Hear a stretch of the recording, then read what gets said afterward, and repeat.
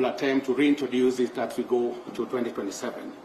Everybody would have to be called upon to play their part. The IEBC, the executive, the legislature, and of course the judiciary, civil society, and the media.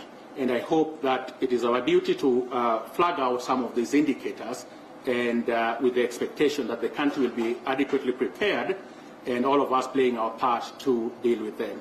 I thank you very much, and once again, congratulations to the judiciary.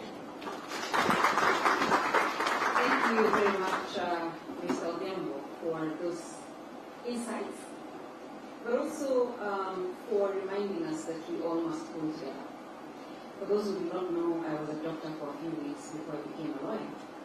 And I know that the most successful medical interventions are interventions that bring together an interdisciplinary approach, which is why this room is filled with actors that will make sure that the patterns that have been observed by LGR do not lead to chaos in 2027.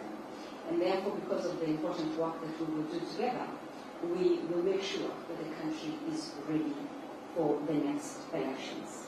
Now, moving to the heart of our multi-party democracy is Mr. David Maraga, Director of Compliance in the Office of the Registrar of Political Parties, to give us remarks.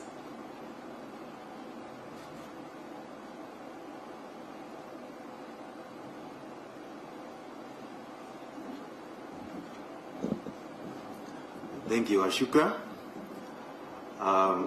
Honorable Chief Justice Martha Koome, Honorable Judges of Supreme Court, distinguished members of the Judiciary Committee on Election, good morning. Please allow me to adopt the protocol as earlier set. As Ashuka, my name is Daniel Kinodia. Daniel Kinodia, I'm the Director of Compliance with the Office of Registrar of Political Parties. And I'm here to represent our Registrar of Political Party, Sophie Sitati. And I will deliver the message as said. So today, ORPP is honored to join you for the launch of the Judiciary Committee Election or Operational Plan 2025. This is a critical milestone in our collective preparation of election in this cycle. Chief Justice, the Office of Registrar of Political Parties stands as a critical pillar in our country's electoral architecture. The Office of Registrar of Political Party is established under Section 34 Political Party Act, and our mandate goes beyond registration and regulation of political party. ORPP is one of the guardians of multi-party democracy, monitoring compliance with the law, promoting internal democracy, and fostering transparency in the management of political parties.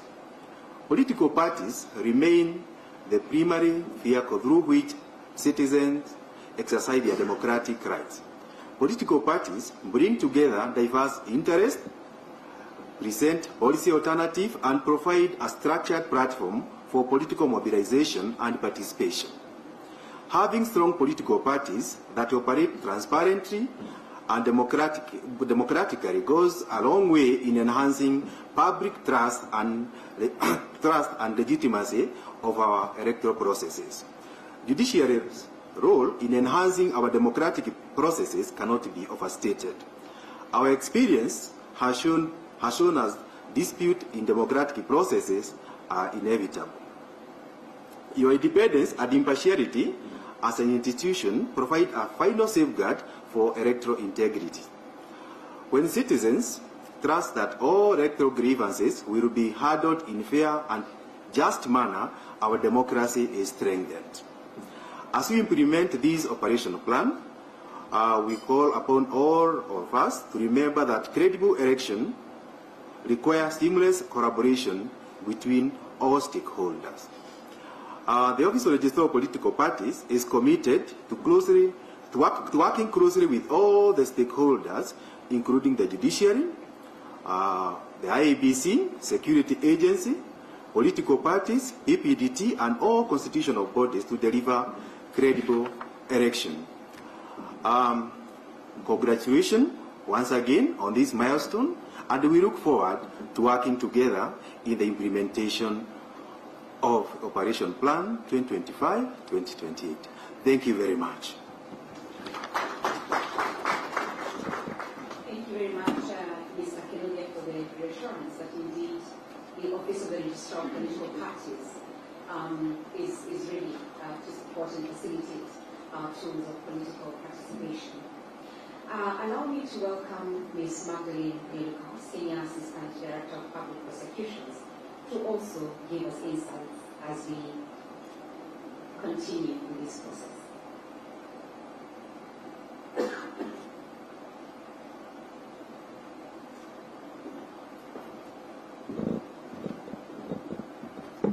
Thank you very much, Ms. Washuka. The Honorable Chief Justice, judges of the Supreme Court present, the Honorable Attorney General. Allow me also to write on the protocols that have already been established. My name is Magdalene Galuka, representing the Office of the DPP. Mr. Kemo, who would have been here today, was engaged in other duties. So in that regard, we at the Office of the DPP do commend the JCE on this launch of this operational plan. And as we continue to discharge our constitutional mandate, you know we are keen on electoral offences and election-related offences as part of our mandate. And therefore, this operational plan is a great milestone that will in a way not only shape the manner in which such cases are handled, but also in a manner that they will be finalized. And therefore, we look forward to continued fruitful engagements with the judiciary, and of course, we also look forward to possible joint trainings in this relevant thematic area. Therefore, congratulations to the judiciary on this launch of this operational plan, and thank you very much. Thank you very, very much, Madam. Indeed, the Office of Director of Public Prosecutions is a critical partner in this process. We now turn to the judiciary, which has a broad constitutional role in enhancing and securing governance and democracy. And administratively, the electoral cycle, which is currently underway, is a very expensive process. It is now my pleasure to welcome Honorable Winfrida Mukaya, the Chief Registrar of the Judiciary and also our Accounting Officer, to give us remarks. And I'm very glad to note that both houses are represented today, and therefore, managing the budget for this cycle should find concurrence and ease in this because of this.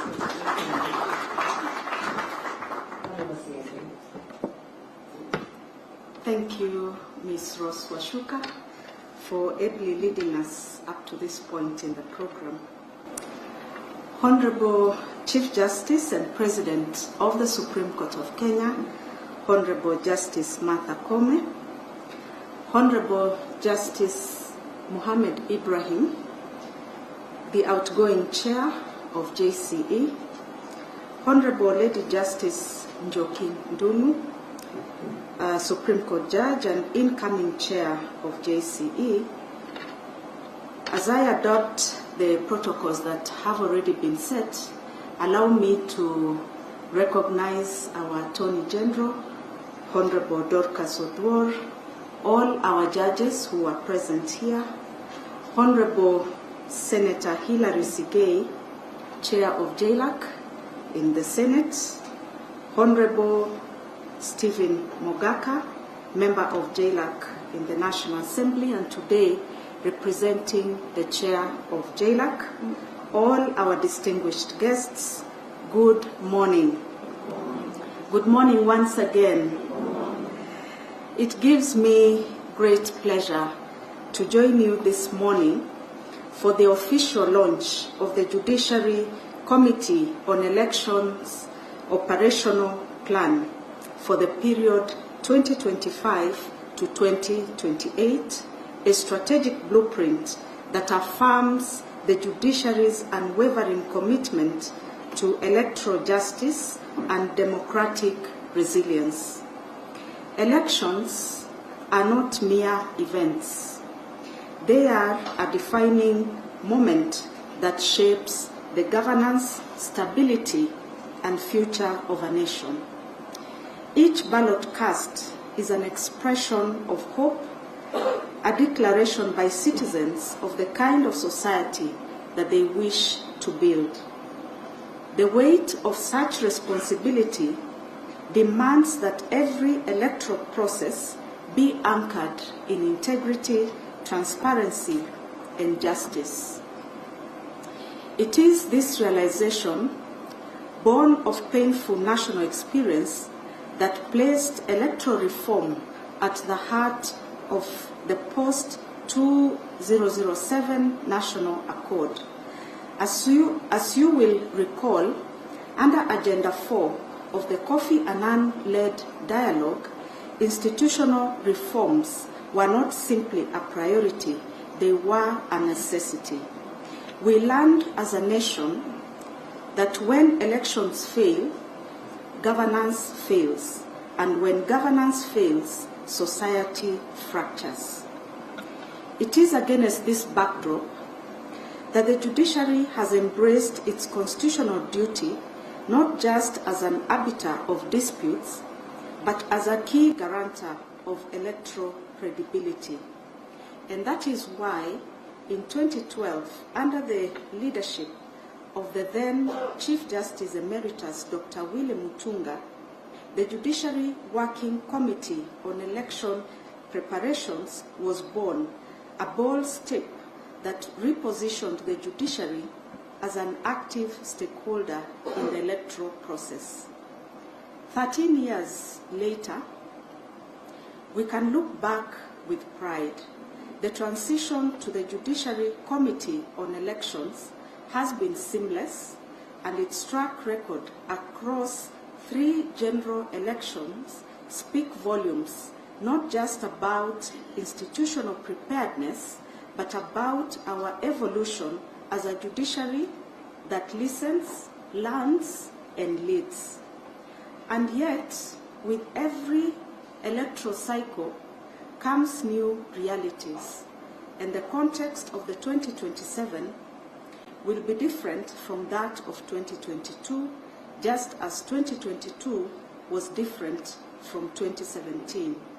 And that is why today's launch is more than ceremonial, and it is a strategic inflection point. The 2025-2028 operational plan is both a forward-looking commitment and a pragmatic call to action. This plan outlines the judiciary's roadmap for this. Sorry, I will take that again. This plan outlines the judiciary's roadmap for strengthening electoral dispute resolution, building internal capacity, and fostering interagency coordination, as well as deepening public trust in our processes. It reflects a judiciary that is not reactive, but anticipatory, one that is deliberately planning, innovating, and investing in institutional excellence. So the resource requirement to fully implement the operational plan over a period of 4 financial years is 903 million, close to $1 billion. In this financial year, the judiciary has only managed to allocate 15 million amidst other competing justice needs within the institution. As with all ambitious undertakings, success will depend on adequate and timely resourcing.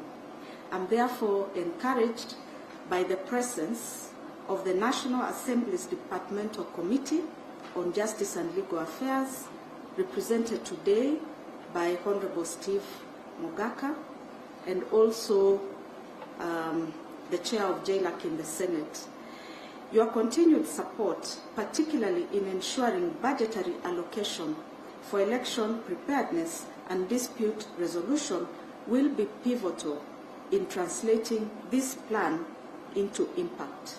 I equally acknowledge the critical role of civil society organizations, our development partners, many of whom have walked this journey with us. Your technical expertise, your catalytic funding, and your enduring belief in Kenya's democratic promise have strengthened our institutional frameworks. We do not take this partnership for granted, and we invite you to continue working with us. Let me take this opportunity to express sincere appreciation to the outgoing JSC members. You have served with distinction and integrity, and your legacy is imprinted in every paragraph of this plan. To the incoming committee, I extend my warmest congratulations and best wishes. The path ahead is demanding, but you will walk it with the confidence of a judiciary committed to transformation, independence, and service. As the Office of the Chief Registrar, I reaffirm our full and sustained support for the work of the committee. We are committed to creating the operational, administrative, and financial conditions necessary for the JSC to succeed, not just in 2027, but in every election and beyond it. As I conclude, allow me to underscore one truth. Credible elections are not the work of a single institution. They are the product of a shared vision, shared responsibility, and shared accountability. And the judiciary stands ready not just to adjudicate disputes, but to defend the soul of our democracy. Thank you, and may we continue to serve Kenya with diligence, courage, and foresight. God bless you.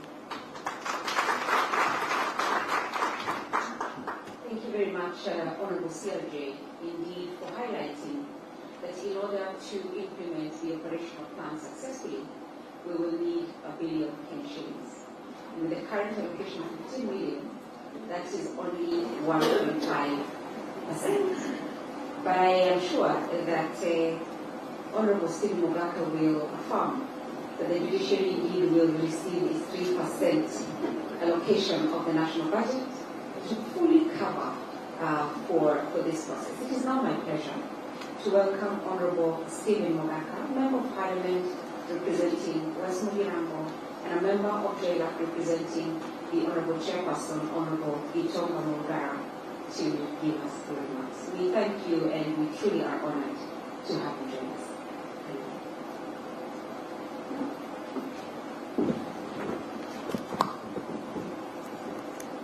Your Ladyship, the Chief Justice, the judges of the Supreme Court, Mheshimiwa Chairman JLAC, all protocols as previously laid being observed, I say good morning.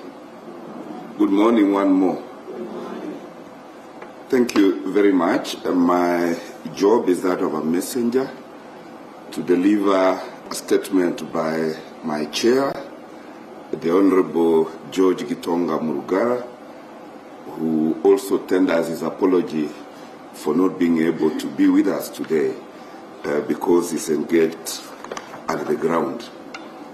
He sends warm greetings, and as a member of JLAC, I want to assure the CRJ and the judiciary at large that the judiciary has received unprecedented support by the 13th Parliament, and that 13th Parliament is the same with the two remaining budgets, and it is the Parliament that wants Kenya to succeed. And you therefore rest assured that as it has been done before, so it will be done going forward. Permit me now to read Honorable Murugara's remarks. The official launch of the Judiciary Committee on Elections Operational Plan 2025-2028 is a significant milestone, not only for the judiciary as an institution, but for the entire nation, to lay the groundwork for a credible, peaceful, and legitimate electoral process in the next cycle. The conduct of the first general election under the Constitution of Kenya 2010 was informed by historical challenges as well as the tragic events surrounding the 2007-2008 post-election violence, which was partly caused by the loss of public confidence in the judiciary to determine electoral disputes. It was therefore imperative to develop a structured and efficient electoral dispute resolution mechanism. On the role of EDR, the judiciary is a critical pillar in ensuring the integrity of the electoral process and the legitimacy of democracy and governance. The Constitution accords the judiciary, including courts and tribunals, the mandate to resolve electoral disputes. As part of the broader judicial reforms, in anticipation of the 2013 general elections, the judiciary established the Judiciary Working Committee on Election Preparations to develop a program for building judicial capacity on electoral matters and coordinating with relevant stakeholders. Whereas elections are held every 5 years, the manner in which electoral disputes are addressed has a lasting impact on public perception of the judiciary's credibility and integrity. Recognizing this reality and informed by the experiences drawn from the 2013 general election, the Honorable Chief Justice in August 2015 established the Judicial Committee on Elections as the permanent successor of the JWCEP. The JCE was constituted as a standing committee of the judiciary with a broad and clear mandate to ensure institutional preparedness for electoral dispute resolution. Its core responsibilities, as directed upon formation, included to advise the judiciary, to develop and implement in conjunction with the judiciary a training institute, training programs for the efficient and effective management of election disputes for judicial officers and support staff. It also was intended to develop and design a system for monitoring and evaluating the management and administration of election-related disputes in court, as well as to liaise and coordinate with stakeholders to ensure efficient, effective, timely resolution of elections-related disputes and offences. It also was meant to advise the judiciary on the information that needs to be developed and disseminated to the public on the avenues open to it to pursue electoral disputes and approaches that will be employed. In furtherance of good governance and streamlined decision-making, the JCE has discharged its mandate through the following subcommittees: the Finance and Administration Committee, the Law Reform and Stakeholder Engagement, as well as the Capacity Building Committee. In line with the constitutional mandate and recognizing its role within the broader electoral ecosystem, the judiciary actively participated in the National Sectoral Consultative Forum on Election Preparedness in 2022, with the objective of enhancing interagency coordination and ensuring the conduct of peaceful, credible, and transparent elections. The judiciary's collaboration in this regard included capacity building, election security, political party engagement, peace initiatives, ICT infrastructure development, as well as the development and management of electoral information systems. Throughout the 2022 electoral cycle, JSE spearheaded a comprehensive national capacity building program in collaboration with the Kenya Judiciary Academy and the development partners. It delivered specialized training to 65 judges, 103 magistrates gazetted to handle electoral disputes, and capacity building sessions for deputy registrars, legal researchers, clerks, and personnel from the offices of the principal judge and registrars of high courts and magistrates' courts as well. The trainings and capacity building exercises focused on evidentiary thresholds, the burden and standard of proof in election petitions, scrutiny and recount procedures, interlocutory applications and remedies, and emerging trends in petitions. On the Judiciary Committee on Elections Operations Plan 2025-2028, which is the nucleus of our sitting today, and for which we are extremely grateful, the launch of the Judiciary Committee on Elections Operational Plan 2025-2028 marks an important moment in the evolution of Kenya's election dispute resolution framework. It is both a continuation and a consolidation of the judiciary's deliberate efforts to institutionalize readiness for electoral justice. This plan builds directly from the foundational work of the JWCEP, the sustained initiative of the JCE since 2015, and the strategic insights in the Judiciary Strategic Plan 2016 to 2019. These efforts represent a consistent arc of reform, moving from crisis response to capacity strengthening, and now toward long-term institutional resilience.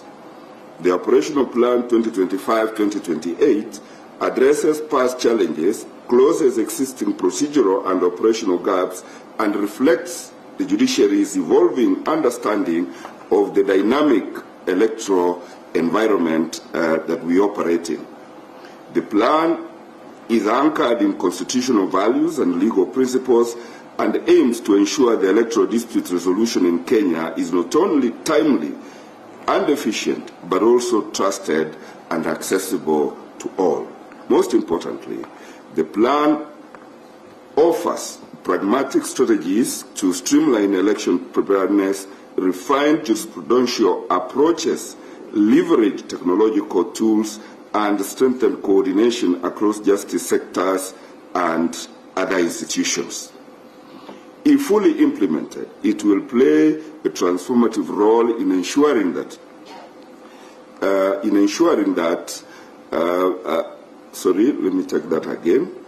If fully implemented, it will play a transformative role in ensuring that the country continues to enjoy peaceful elections and credible resolutions to electoral disputes as envisioned in our progressive constitution. The Departmental Committee of Justice and Legal Affairs affirms its unwavering support for the Judiciary Committee on Elections Operational Plan 25-28 and the broader work of the JCE. As the Committee of the National Assembly tasked with oversight over the justice, legal reform, constitutional affairs, JLAC has remained a consistent partner to the judiciary. It has, in previous electoral cycles, supported the judiciary's budgetary proposals for electoral preparedness and engaged in meaningful consultation with the judiciary in the lead-up to elections, including through national sectoral consultative forums. Furthermore, JLAC remains ready and willing to support legislative proposals that may emanate from the implementation of the Judiciary Committee on Elections Operational Plan 2025-28, particularly those aimed at refining electoral procedures, enhancing judicial efficiency, and promoting access to justice to all Kenyans and actors. As the plan unfolds over the coming years, our committee will continue to work collaboratively with the judiciary to ensure the necessary parliamentary approvals for resource allocation and legal reforms that will anchor these strategies in law as well as policy. A well-resourced and institutionally empowered judiciary is essential in the protection of democracy and the rule of law. For that reason, JLAC will champion the judiciary's electoral preparedness, budgetary needs before the House and support the implementation of all necessary reforms, including those proposed by the JCE to enhance electoral dispute resolution in accordance with the Constitution and the Elections Act.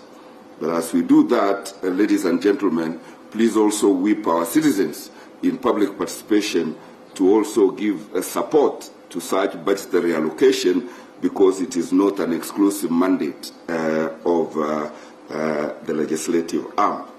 In conclusion, my chair says, the launch of the Judiciary Committee on Elections Operational Plan 2025-2028 is not merely ceremonial, but a substantive affirmation of the country's commitment to strengthening electoral justice in Kenya. The Departmental Committee on Justice and Legal Affairs reaffirms its support to the implementation of the plan and its continued partnership with the judiciary in safeguarding the democratic ideals enshrined in our Constitution. May God help us achieve that. God bless you. Thank you very much for those remarks, and indeed for the affirmation and commitment that the National Assembly continues to be partner to the judiciary and justice institutions.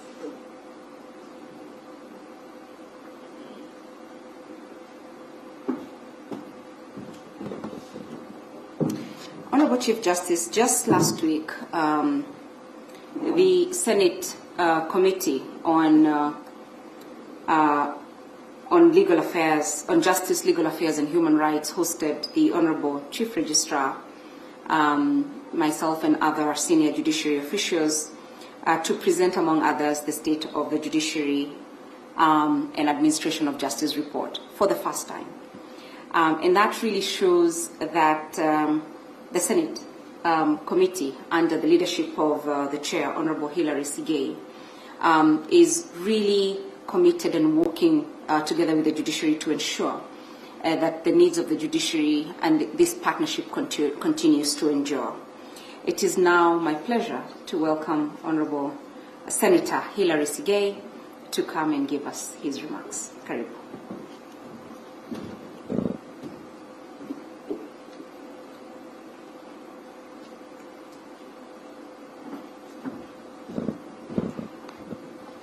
Thank you very much, Madam Shuka.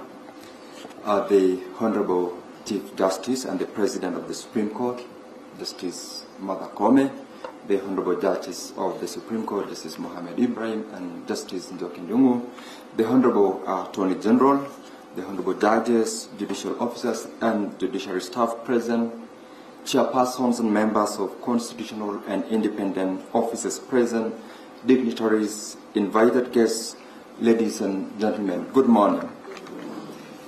My name is Hilary Sigei, and I am the chairperson of Justice, Legal Affairs and Human Rights Committee of the Senate, and it's my pleasure, Madam Chief Justice, to join the judiciary fraternity today as you officially launch the JCE's Operational Plan 2025-2028. This is an important period in the nation's history as it spans the next general election, which will be held in August 2027. The election will be the 8th since the reintroduction of multi-partyism in 1992 and the 4th since the promulgation of the new constitution in the year 2010. There are no doubt lessons have been learned over this period and which have informed the preparation of JCE's Operation Plan 2025-2028. At the center of it is the need to ensure excellence by the courts in handling election disputes and enhance JCE's capacity in developing strategies and interventions that will enhance the institutional's election preparedness. Allow me to recall the remarks by the then Chief Justice, the Honorable Dr. Justice Willie Mutunga, when he unveiled the Judiciary Working Committee on Elections Preparations on 10th of May 2012. He noted that the judiciary has 4 key roles when it comes to elections, namely, A, the responsibility to interpret the Constitution, including bringing to life the principles for electoral system enumerated in Article 81 of the Constitution of Kenya. B, the mandate to uphold the rule of law and ensure that justice is done to all regardless of their status in society. C, the mandate to provide leadership in ensuring that the systems of justice works from start to finish, working closely with other actors in the administration of justice space, and lastly, the mandate to arbitrate electoral disputes. I wish to affirm, Madam Chief Justice, that from where we sit as legislators, the judiciary has done its work very well and has been a key pillar in ensuring the integrity of the electoral process in Kenya. Right from the resolution of disputes arising from political party primaries and nomination of candidates, all the way to the arbitrating highly contested electoral disputes, including the presidential election, the judiciary has been a consistent and dependable safeguard of the Constitution and our electoral system. In this, I have been part and parcel of the team that would say judiciary has done its work well in electoral disputes. One of the things we must celebrate is that by putting the right laws and institutional frameworks in place, including dispute resolution at various stages of the electoral process, we have placed our country on a path of lasting peace and prosperity where our national fabric is not torn apart on every electoral cycle. Indeed, our stand as a shining beacon in the region for our democratic system and the peaceful transition of power whenever the term of one administration has come to an end and another comes into office. Lady Chief Justice and distinguished guests, our engagement today comes at a time when the Justice, Legal Affairs and Human Rights Committee of the Senate has been working to strengthen its interaction with other actors in the administration of justice, including the judiciary and the National Council on the Administration of Justice.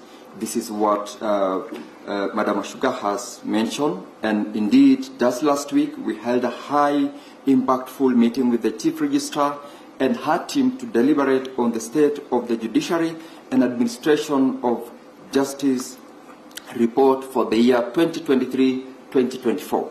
And as an outcome of that meeting, I will be moving a motion in the Senate later this week to have the Senate debate and adopt the report. Notably, as observed by the Chief Registrar, this will be the first time that the soldier report has been subjected to a substantive consideration by a committee of parliament, and will also be the first time that the report will be debated in a House of Parliament.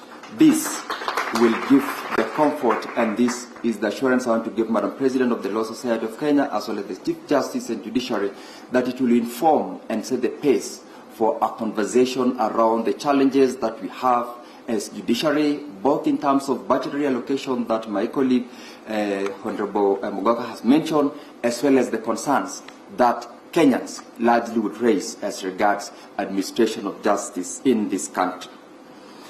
Honorable Chief Justice and distinguished guests, coming back to the issue of elections, one of the key aspirations of my committee has been to ensure that, unlike in the previous elections and cycles, amendments to electoral laws and regulations are concluded in good time ahead of the general election. As you may recall, a key recommendation of the Grikla report was the need for election laws to be enacted at least 2 years before elections.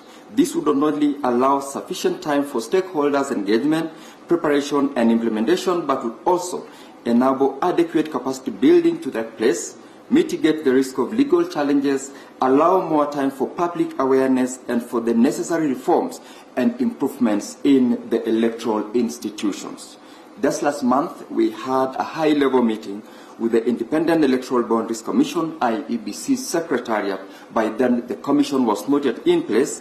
Office of the Registrar of Political Parties, ORPP, and civil society organizations, including ELJA, among others, under the umbrella of Uchaguzi platform, to deliberate on priority electoral reform areas ahead of the next general election. We have a follow-up meeting this month, actually next month, where we aim to take stock of the proposals already before Parliament and to agree on the next and the next other proposed amendments to various election laws and regulations. A key voice that has been missing from these conversations is the Judiciary Committee on Elections.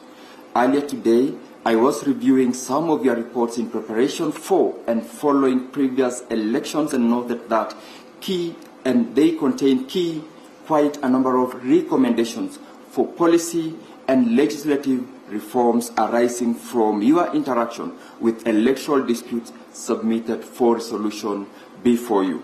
I wish to convey and extend our invitation to the chairperson, the incoming chairperson of the JCE, your team, to join us at that meeting so that these proposals can find their way to our committee and to Parliament for consideration and possible amendments in good style.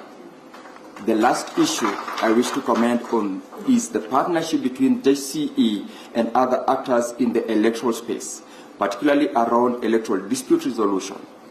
Having been involved in EDR at the political party level and at the political party's dispute resolution, I can confirm that a lot of electoral disputes that find their way to the courts, particularly at the nomination stage, are disputes that need not find their way to the courts.